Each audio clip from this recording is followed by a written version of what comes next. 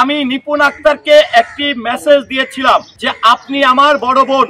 তিনি আমাকে মেসেজে বলেছেন নির্বাচন শেষ, সব শেষ। প্রচুর মামলা করে, বাজারে বসার চেয়ারও পায় না। আপনার সঙ্গে 1 মাস ধরে নির্বাচন করলাম, কোনো অবিশ্বাস তৈরি হয়নি। এক রাতে আপনি ফেল করলেন আর সবাই আপনার বিরুদ্ধে চলে গেল।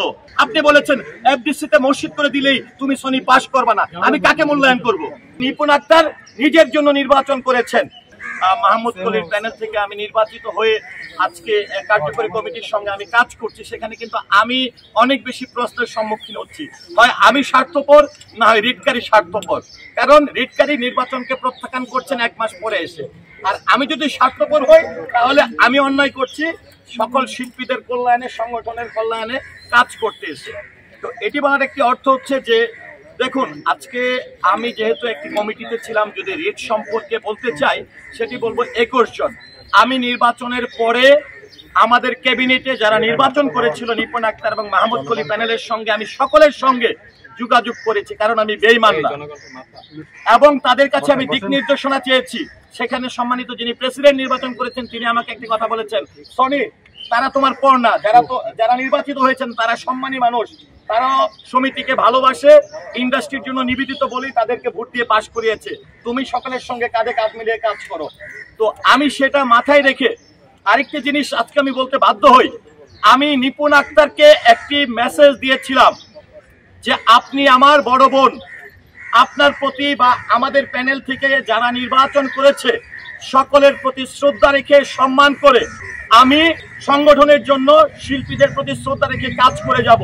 তিনি আমাকে সর্বশেষ আমার মোবাইলে সেই মেসেজটি আছে, তিনি আমাকে মেসেজে বলেছেন নির্বাচন শেষ, সব শেষ। মানে আমরা যারা একসঙ্গে নির্বাচন করেছি তাদের সঙ্গে বিচ্ছিন্ন। সেই মেসেজটি কিন্তু আমার মুখের কথা না, সেই মেসেজটি কিন্তু হোয়াটসঅ্যাপের মেসেজটি কিন্তু আছে। তাহলে কি আমরা শুধু নির্বাচিত হওয়ার জন্য, চেয়ারের জন্য নির্বাচন করব, যেটিকে সিজনাল বলা হয়?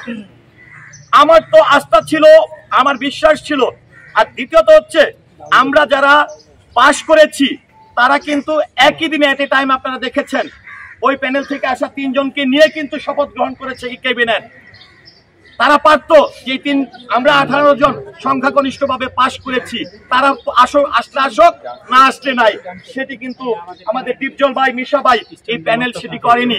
আমাদেরকে বারবার ফোন দিয়েছে, আসো আসো কাজ করি। এখন চলচ্চিত্রের খুব খারাপ সময়ের মধ্য দিয়ে অতিক্রম করছে।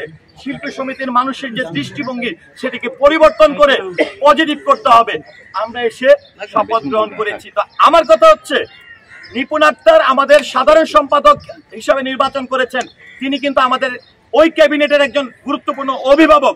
পাশ করুক আর ফেল করুক, যদি শিল্পী সত্তা সাংগঠনিক হয়ে থাকে তাহলে ওনার যদি আজকে রিটের বিষয়টি থাকে তাহলে রিট করার আগে আমি নির্বাচিত হয়েছি বা অনির্বাচিত যারা আছেন তাদের সঙ্গে কি তিনি মিটিং করে পরামর্শ করে তিনি রিট করেছেন, নাকি তিনি ব্যক্তিগতভাবে নিজের জন্য করেছেন? সেটি আমার কিন্তু আপনাদের গণমাধ্যমের মাধ্যমে ওনাকে আমার প্রশ্ন। কারণ উনি যদি 21 জনকে নির্বাচন করে থাকেন তাহলে আমরা যেরকমটা উড়া শব্দ শুনছিলাম যে নিপুণ আক্তার নিজের জন্য নির্বাচন করেছেন, তাহলে কি এটাই সত্যি হলো? যদি এটাই সত্যি না হয় তাহলে আমাদের সম্মানিত আজকে ক্যাবিনেট, আমি তো বলবো তাকে আমরা অসম্মান করেছি। মাহমুদ কলি সাহেব সম্মানিত ব্যক্তি, তিনি তো আজকে তার কাছে আপনার একটু খবর নেন যে নিপুণ আক্তার রিট করার আগে কি তার সঙ্গে কথা বলেছে কিনা, বা অন্যান্য সিনিয়ররা অনেক আছেন, অনেক আমার থেকে নিপুণ আপার চেয়ে অনেক সিনিয়ররা আছেন, সম্মানী ব্যক্তিরা আছেন, তাদের সঙ্গে তিনি কথা বলেছেন কিনা আপনারা দয়া করে খবর নেবেন। আমি মনে করি গ্রাম্য ভাষায় একটি কথা আছে আমাদের এখানে, বলতো ওই যে টিনের চাল টাল কাটে না বা চাল টাল বানায়, হ্যাঁ, এইরকম একটা লোক আছে যেটাকে রাজমিস্ত্রি বলে। প্রচুর মামলা করে, বাজারে বসার চেয়ারও পায় না, কারণ তার কাজই হচ্ছে মামলা করা, মামলা করা, মামলা করা। এখন সবার কাছে মামলাবাজ হয়ে গেছে। আমাদের সমিতিটা মামলায় আবদ্ধ হয়ে শিল্পীদের মর্যাদা দিনের পর দিন নষ্ট হচ্ছে। আমি তো একজন নির্বাচিত মানুষ হিসাবে, কারণ অনেকে দেখি আমি যখন ইন্টারভিউ দেই অনেকে প্রশ্ন করে আপনাকে তো চিনলাম না, আপনাকে তো আপনার ছবি তো দেখলাম না, তখন আমি গর্ববোধ করি, আমি তখন সম্মান বোধ করি। আমার তখন চলচ্চিত্র শিল্পীদের প্রতি সম্মান বেড়ে যায়। দর্শক আমাকে চিনে না, হয়তো সময় খারাপ, আগে 2টি ছবি করলে সবাই চিনতো, এখন 20টা করলেও চিনে না। ওকে, আমি মেনে নিয়ে কিন্তু শিল্পীরা আমাকে যে মর্যাদা দিয়েছে সেই মর্যাদা সেই সম্মান নিয়ে কে কি বললো না বললো সেটা মাথায় রেখে আমি তো সংগঠনের জন্য কাজ না করে বসে থাকতে পারি না। এমনকি আমাকে সংগঠনের ডিপজল ভাই, ঋষা ভাই, ওনারা কখনো একবারও আমাকে মাথায় আনতে দেয়নি, আমাকে না শুধু আমরা যারা জয়লাভ করেছি, যে তোমরা একবারও বলবো না অন্য ক্যাবিনেট থেকে এসছো, তোমরা পাশ করেছো, এখন আমরা 21 জন এক, নির্বাচন শেষ, সব শেষ। এই আহ্বান জানাই। দ্বিতীয়ত আমাদের এই সংগঠনকে এগিয়ে নিয়ে যাওয়ার জন্য, শিল্পীর স্বার্থে কাজ করার জন্য পর্যায়ক্রমে অনেকগুলো পার্ট টু পার্ট কমিটি করা হয়েছে। কিভাবে ফান্ডিং হবে, কিভাবে অসুস্থ শিল্পীদেরকে সহযোগিতা করা হবে, মানে কিভাবে কি করা যায় সেভাবে কিন্তু 4টি 5টি কমিটি করা হয়েছে, 4 জন 5 জন করে। ম্যাক্সিমাম কমিটিতে আমাদেরকে রাখা হয়েছে যারা আমাদেরকে মর্যাদা দিয়েছেন।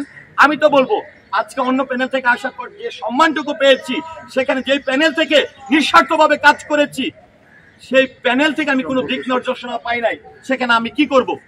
তো আমার কাছে আজকে আমি একটি কথাই শুধু বলবো, যে আমার কথা হচ্ছে যে এই মেসেজটি আমি পেয়েছিলাম সেটি আজ থেকে আরো 15 নির্বাচনের 3 থেকে 4-5 দিন পরে, এবং আমি ওনাকে আপু ডাকতাম, আজকে আমি বলতে বাধ্য হচ্ছি কারণ গতকাল আমি দেখেছি উনি তো একজন মা, একজন নেত্রী, সাধারণ সম্পাদক, আজকে মিশা ভাই, আজকে ডিপজল ভাই, তারা কিন্তু আমাদের পিতার সমতুল্য এই শিল্পী সমিতির জন্য।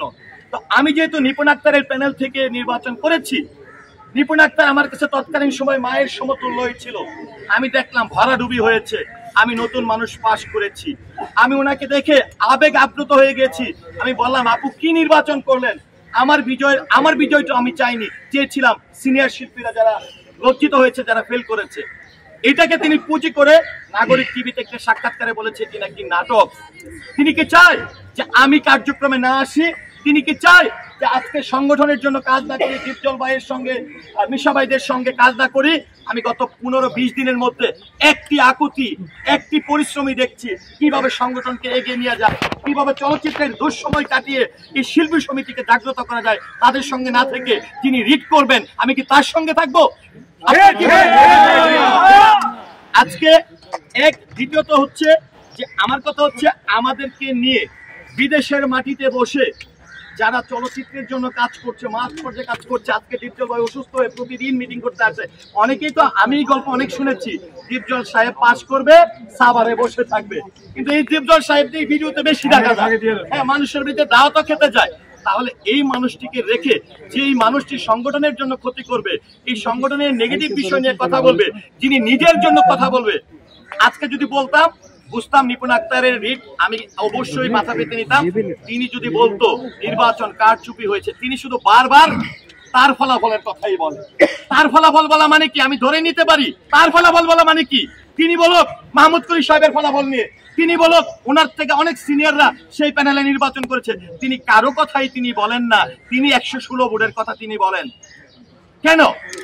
এক। আর দ্বিতীয়ত, ভোট কারচুপির বিষয়টি যদি বলতে হয়, অবশ্যই আদালত আইনের প্রতি শ্রদ্ধাশীল, আইন তার গতিতে চলবে এবং আইনের আশ্রয় যে কোনো নাগরিক নিতে পারে। কিন্তু আমার প্রশ্ন, ভোট গণনায় তো আমি ছিলাম, আপনার সঙ্গে 1 মাস ধরে নির্বাচন করলাম, কোনো অবিশ্বাস তৈরি হয়নি, এক রাতে আপনি ফেল করলেন আর সবাই আপনার বিরুদ্ধে চলে গেল, সেটা তো হতে পারে না। এই 105 জন তো আপনার সঙ্গে ছিল, তারা কেন আজকে চলে এসেছে? কারণ মানুষ নেগেটিভ পছন্দ করে না। আমি যখন আজকে ক্যাবিনেটের বিরুদ্ধে মামলা রিট করা মানে কি? পুরো শিল্পী সমাজের বিরুদ্ধে রিট করা। আজকে যদি 2টি বছরের জন্য এই মহান মানুষগুলো চেয়ারের দায়িত্ব নিয়েছে, আজকে যদি রিটের পিছনে দৌড়াতে হয়, তাহলে 575 জন শিল্পীর দায়িত্ব কে নিবে? আপনি শিওর দেন, আপনি বলেন যে আপনারা আদালতে পড়ে আপনি নিপুণ আক্তার বলেন আপনারা যারা ক্যাবিনেটে আসছেন আদালতে পড়ে থাকেন, আমি 570 জনের দায়িত্ব নিলাম। সেটি যদি পারেন তাহলে আপনি রিড করেন, আপনি যা করেন। আমি এখন অপেক্ষায় আছি, আগামী নির্বাচনে আমি ওনাকে স্বাগত জানাই একটি প্যানেল করার জন্য। আরেকটি বিষয় বলি, আমি ওনার প্যানেল থেকে নির্বাচন করার কোনো কথা ছিল না, সবাই অবগত আছে। আমি বলেছিলাম আমি স্বতন্ত্র থেকে নির্বাচন করতে চাই। তিনি হঠাৎ করেই আজগুবি ভাবে, যেদিন মাহমুদ কলি সাহেবকে তিনি ঘোষণা দেয় সভাপতি হিসাবে, সেদিন আজগুবি ভাবে হঠাৎ করে আমার নাম তিনি ঘোষণা দিয়ে ফেলেন। আরেকটি কথা বলি, এফডিসির মানুষ আজকে ভিডিওটির মাধ্যমে বলতে চাই যে সাধারণ মানুষ বলেন সিনেমার মানুষ ভালো না, এটার একটা জবাব আমি দেই।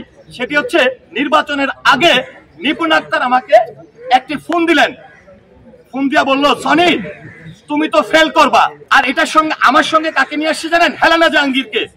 তুমি তো ফেল করবা, হেলেনা জাহাঙ্গীর পাস করবে। আমি বলি জি আপু জি। বলে শুনো তুমি তো এফডিসি মসজিদ করে দিছো, এফডিসির মানুষ তুমি চিনো? এরা টাকা ছাড়া কিচ্ছু বুঝে না। তখন আমি বললাম জি আপু জি। তো কাকে কখন কি দিবা আমাকে একটু জানাবা। জি আপু জি। তো আজকে কে ভালো? যারা আমি এফডিসির মসজিদটি সমন্বয়কারী হিসাবে এই দীপজল ভাই মিশাবাইদের নিয়ে করেছি তারা ভালো, এফডিসি শিল্পী ভালো, নাকি আপনি একা যে আমাকে নেগেটিভ বলেছেন, যে শিল্পীদেরকে মূল্যায়ন করেননি? আপনি বলেছেন এফডিসিতে মসজিদ করে দিলেই তুমি সনি পাস করবা না, আমি কাকে মূল্যায়ন করব? তো যাক, আমার কথা হচ্ছে যারা গ্রামের একটা জিনিস আছে, পাঁচ জনের সালিশ, এটা কিন্তু সহজে শেষ হয়। আমি বলবো এখনো আপনি এই ইন্ডাস্ট্রির এই দুঃসময়ে এই সমিতির আজকের যে এই সুন্দর একটি পদক্ষেপ গুলো হচ্ছে, আমি মনে করি আপনি আপনার নিজের মুখের কথা যেখানে দীপজল ভাইকে আপনি বলেছেন, এদিকে আছে না সকল গণমাধ্যমে যে দীপজল ভাইয়ের হাত ধরে তিনি তার প্রথম চলচ্চিত্রে অভিনয় করেছে, আছে না? তিনি বলেছেন তার পিতার সমতুল্য। এই নারী, এই মানুষটি কিভাবে বলে দীপজল অশিক্ষিত? তাহলে আপনাকে কিভাবে বিশ্বাস করবে মানুষ? আপনার মুখে হাজার হাজার গণমাধ্যমের সামনে নির্বাচনের দিকে তাকিয়েছে সারা দেশের কোটি কোটি মানুষ। সেদিন আপনি তাকে পিতা বললেন, আজকে এসে আপনি লন্ডন বসে একটি অডিও কনফারেন্সে আপনি বললেন সে অশিক্ষিত। আপনার শিক্ষা কোথায়? শিক্ষা অর্জন করলেই শিক্ষিত হওয়া যায় না। আমি শুধু বলবো শিল্পী সত্তাকে মনে ধারণ করে আপনি আপনার ক্ষমা আপনি অবশ্যই, এবং আমি মনে করি দীপজল ভাই আমাদের ক্যাবিনেটের এখন সেক্রেটারি, এটি কিন্তু আইন লঙ্ঘন করেছে সংগঠনের অনুসারে অনুচ্ছেদে কিন্তু দীপজল ভাইকে অসম্মান করেছে। দীপজল ভাইকে অসম্মান করা মানে গোটা সমিতিকে অসম্মান করা। সবাই ভালো থাকুন, সুস্থ থাকুন। আশা করি সুস্থ জ্ঞানে কিছুদিন নিপুণ আক্তারের 2 মাস ঘুমানো উচিত, হ্যাঁ, এবং আশেপাশে কান কথা না শুনে। তিনি তার বাবা সচিব ছিলেন, নিশ্চয় সচিব অনেক বড় একটি দায়িত্ব, দেশের অনেক গুরুত্বপূর্ণ দায়িত্ব পালন করেছেন। নিপুণ আক্তারকেও বলবো আপনি 2টি বছর যেভাবেই হোক না কেন এই চেয়ারের দায়িত্ব পালন করেছেন, আপনি সুস্থ মস্তিষ্কে কথা বলেন, চিন্তা চেতনা মাথায় নিয়ে একদম কোনো কথা না শুনে কিছুদিন রেস্ট নিয়ে আপনি আসেন। আর দীপজল ভাই আপনার বাবার মতন তার সঙ্গে পরামর্শ করে আপনি কি করতে চান করবেন, আইটেমটাই